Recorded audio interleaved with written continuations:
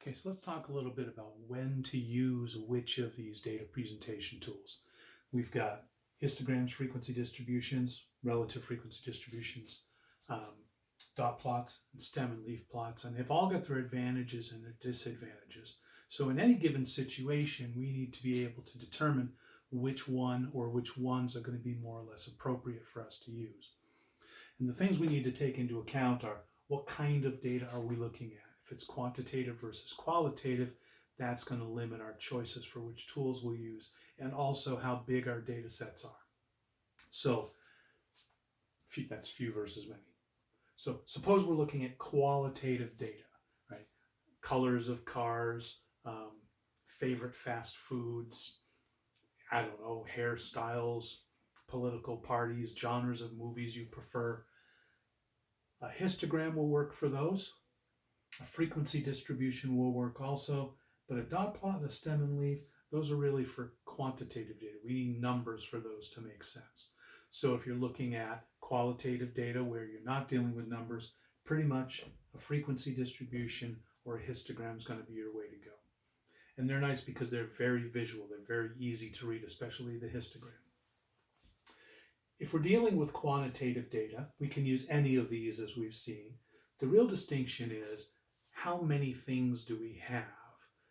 If we've got 50 numbers, we can probably make a reasonably nice dot plot or stem and leaf plot out of that. We can also probably make a reasonably good frequency distribution. So I would say for a relatively small data set like 50 numbers, we're good with any of these. It's just going to depend on what we want our display to look like and who we're talking to.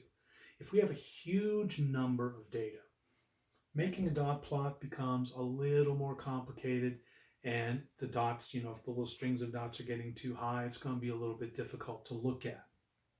Stem and leaf plot's going to be kind of unreadable if we start talking about 500, 1,000 numbers, something like that.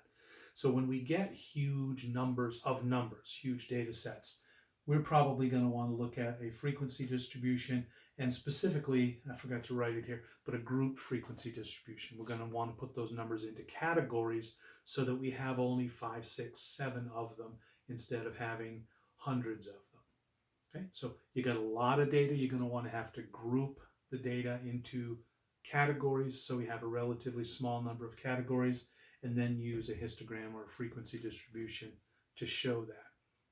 The last thing you want to take into account when you're determining which one of these to use is who are you talking to? Who are you trying to communicate this information to? Are they going to understand what a stem and leaf plot is, or are you going to have to teach them that? You don't want to go to a board meeting and try to show them some data to support something you're trying to do in the classroom. In my case, you may not be trying to show them something to do in the classroom. And you don't want to insult their intelligence by saying, here's a chart, and oh, by the way, let me teach you how to read it because I'm sure you don't know.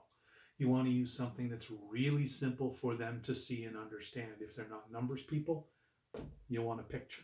And we're going to look at another way to illustrate some data using a picture a little bit later on called a box plot. That'll be our last sort of display. That's it for now. We'll be moving on to measures of center and spread.